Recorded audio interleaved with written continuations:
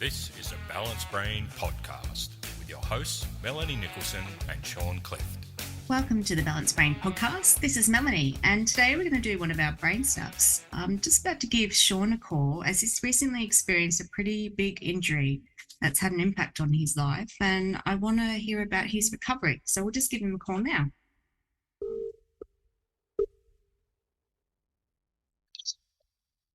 How are you? Hey, good, thanks, Sean. I was just telling our listeners we're doing a brain snap because you've recently had a big injury, and we're just going to have a chat about your recovery. Right, I'll be all about it. All right, so what happened and when? Well, you might remember from a previous episode, I took on jiu-jitsu about 18 months ago. So I had a jiu-jitsu injury. It was a bit of a freak accident, but I basically got kicked directly on the knee and my knee hyperextended. So I pulled both tendons on either side of the knee and they both pulled off the bone and chipped the bone. So I had some severe tendon damage and 2 little fractures. So very painful, I can tell you that. Wow. And how did that keep you out of work for a while, or what happened there? Yeah. Because you're self-employed, as our regular listeners would know. Yeah, I did, Mel, and that was probably the biggest impact of it. I mean, it really hurt, there's no doubt about it, and it was still very painful for quite a period of time after. But I've got a physical job, so I have a little garden maintenance business, and so it really impacted my work. So that was the hardest bit. When it first happened and I spoke to the physios at the hospital, they told me that I'd be off for 8 to 12 weeks. Mm-hmm. So having your own business, 8 to 12 weeks off was just not possible. And I remember sort of saying to the physio there at the hospital, I said, I'm not taking 8 weeks off. When do you think I could realistically be back? And she just looked at me and said, I guess your pain will let you know. So, yeah, I really had to I was in scramble mode there for a little bit, absolute panic. I was coming into my peak season of business. Lucky it was pretty quiet at the time, but I was sort of coming out of the quiet period of work, going into the busy time.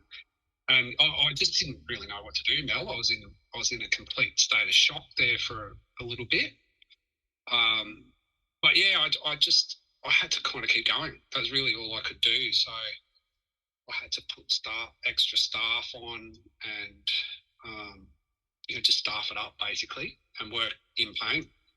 Yeah, and just on that, like I've been hearing quite a lot of stories recently about how the hospitals have pretty much stopped giving out painkillers, even for situations like this. And it's been pretty hard to get that. Was that your experience? So I know some people don't really want to take painkillers, but for that immediate pain, it's kind of, I've just been hearing stories that it's just very difficult to get hold of any pain relief. Yeah, I can't really remember. I'm pretty sure I was offered some pain relief. I didn't really. I didn't take it. I think I probably had some Panadol at home or something like that. But the pain was pretty excruciating. At the moment that it happened, it was pretty excruciating for a couple of days afterwards. But the pain was pretty manageable after about 4 or 5 days. So I didn't have any other sort of pain relief other than what you'd sort of buy at the chemist, I think. And what was it like? How did it impact you mentally? It's all part of the injury, isn't it? Look, honestly, it was the biggest part of it, Mel. Like if I had an office job, or I worked from home, I would have recovered way quicker. So that was the hardest bit because all I really needed to do was sort of keep off my feet. I didn't need it fast, so I was given a brace that I could take off and on, which I could use easily in the shower and things like that. So if I was off my leg and sort of just doing stuff around the house, and even sort of light duties around the house I was quite okay with, But working was really difficult. It was really difficult, and it really got me down because, as my business, I was struggling to just get what needed to be done. I'm really lucky. I've got very, very loyal customers that have been with me. Most of them have been with me for 6 years. And so I just sent out a message to everyone explaining what had happened, and that that I'd have some interrupted service getting around to everyone, and that I'd just do my best to get to everyone whenever I could. I was lucky I had two really good guys working with me, but so basically for really 3 months, at least 3 months, I didn't pay myself a wage. I really only just sort of had enough money to keep the business afloat. That's really what it came down to. I wasn't able to take on any new work. I was sort of really restricting what I was able to do. I was using staff wherever I could. They couldn't do certain things that I could do, which was an eye opener for me around training and things like that. But I only really earned enough money just to pay the guy and keep the customers from going. That's really what happened. So I got injured in September. So we're talking what now in March. It's only really been the last 3 or 4 weeks that I've really been able to work on my own again. So I've only really started to turn a profit again. Sort of 5 months later, it has been a very, very trying time. So mentally was the hardest. So, I recovered from the physical injury pretty quickly. But yeah, it's taken me a long time to get back on my feet. And, obviously we're a mental health podcast and we've been doing this for a few years. But did you call upon any strategies that you've previously used? And you've spoken a lot about your depression in the past. Did you find that you could draw on those remedies, I guess, for this now? Or did that take a little while to sort of, had to sort of get out of the initial physical pain to start thinking about, well, I've been here before mentally? Yeah. Well, it was a roller coaster. Like sometimes I would be following all of those things that I know that worked, meditation, getting out in nature. I'm out in nature a lot all the time anyway, spending time with friends and family, playing music, eating well, trying to get as much sleep as possible, all of those things. But, sometimes things just got so overwhelming. Like I'd get so far behind with work. I'd be looking at financially thinking, oh my God, how am I going to keep this going?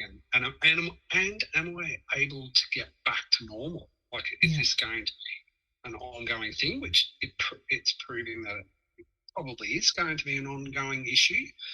And so sometimes you'd spiral out of control.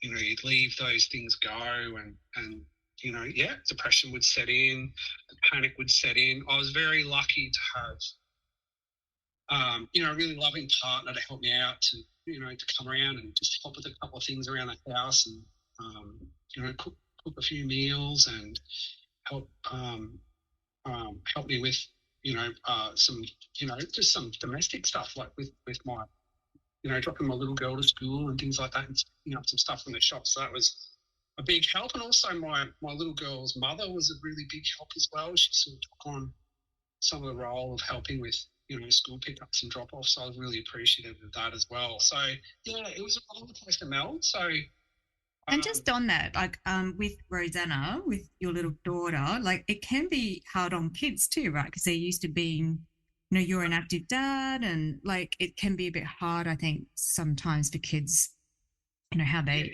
have an injured parent.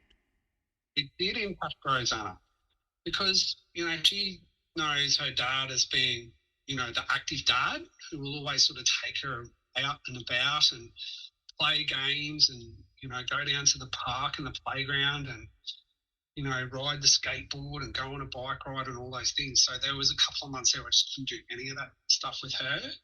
And it did impact her. She understood, but at the same time, she's only 7, turning 8. So she understood that Dad was hurt and that he needed to heal to get better.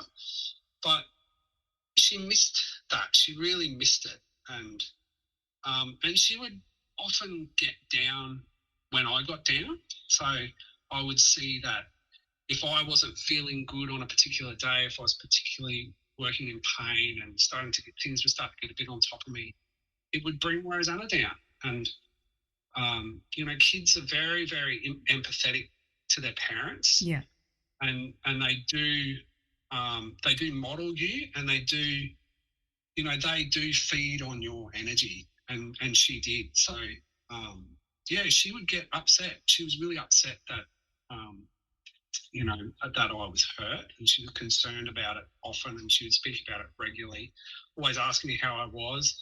But she was great. She wanted to sort of help out with a few little jobs around the house. Sometimes it created more work than what she helped with, but it was just good to have that sort of moral support. Yeah. And so what if we've got listeners out there who are injured, what would be your top 3 tips for recovery? First thing is, don't be afraid to ask for help. That's the first thing. Like, these things can happen, and when they do happen, especially injury, like sickness can sort of build over time, I guess, but some people get diagnosed with things really quickly that they need to make radical changes. But for an injury, it can happen, sports, you can fall down a set of stairs, anything can happen very quickly where you get hurt, and you need to ask for help. And I was very lucky that I had, some really great people around me that were able to help straight away. So I had some great staff that helped me straight away. I had a really loving partner, Nerida, who could help me straight away. Rosanna, my little girl, was able to help with things. My father was particularly helpful, coming up and giving me a hand around the house and helping with things like that. So the first, and Rosanna's mum helped out a lot with school drop-offs and pickups and stuff. So the first thing, number one thing would be, ask for help. Let people know that you need help. It's very easy to sort of have, to think that you're going to be okay and you don't want to burden anyone, and you feel as though you should be able to do things on your own, but you can't. You need help. And that's the first thing that I would recommend. The second thing is that understand that it's not just a physical thing that you're going to go through. It's that the mental side of things can really build up, because, if it's going to take a little bit of time to recover, you need to understand that that's going to take a toll on your mental health. It doesn't matter how well you've been with your mental health previously. I know of other friends of mine that have never had issues with depression before and have had back problems and have really struggled mentally over that period of time of recovering from a back injury. So it can happen very quickly. And for people that do get injured and have never had mental health issues before, it's a very frightening thing. So understand that it's totally normal, and that you need to develop some strategies around dealing with the mental as well as the physical problems. And was that was 2 or 3? You asked me for 3. Yeah. The problem is that understand that it's not going to last forever. Yeah. You will recover. Like I found it difficult to recover because I haven't been able to give my body the time that it's required to get better. I've sort of had to force my way through keeping on working I probably needed much more time off it, but it is getting better and it is recovering. I think I'll have ongoing issues with it now. I'm nearly 50, so it's going to take a long time to recover from a broken bone at my age, but it's getting better. It's getting better and better each month. And so, with good support, with good physio, with good chiro, with good osteo, you can get through, and it's not going to last forever. So, just remember that, gradual recovery, it's going to get better. Do things physically that are going to nourish your body. Get a good physio, get good chiro, get good support. Great. Well, anything else to add, Sean? Look, I think I think just for people to be aware that, when people have suffered an injury, that it's not just the physical pain that they're going through. It generally affects everything in their life. Like, it's not just if they've broken a leg, or my sister just recently broke a foot as well, actually. And, like the impact it has on people's families and, it just the day-to-day life. It's not just work that's suffering or their sport that they've hurt themselves in, but it's affecting everyone else in their family. And, so it's just gives you a really good insight to people who have a disability and how hard it is for them. So that's been a big eye-opener for me. Like, I've always sort of thought that I've been pretty aware of that kind of thing, but, I sort of have a lot more of an understanding of people that have long-term disabilities. And I'm not saying that I fully understand, because I've just suffered from a broken leg, but it certainly does open your eyes to, how you could sort of help out and just give people support whenever they're in a bad way. Great. That's some really great advice. I think that we'll wrap it up there, but that was amazing amount of information in 10 minutes. So that should be really helpful to our listeners out there. Well, thanks, Mel. Thanks, Sean. It's good to catch up, and I am on the mend. So I'm actually working this afternoon on my own. So it's been the first time. This last couple of weeks have been the first time I've been able to sort of get out and do a few jobs by myself. So, which is this is part of the recovery, and this is what I'm saying. It doesn't last forever. So now I'm sort of starting to get things back on track. I've managed to keep things going. So as catastrophic as it seemed when it happened, it's okay. Yeah. It's all going to be okay. Well, thank you, Sean, and I will see you next time on the Balanced Brain podcast. Thank you. Bye.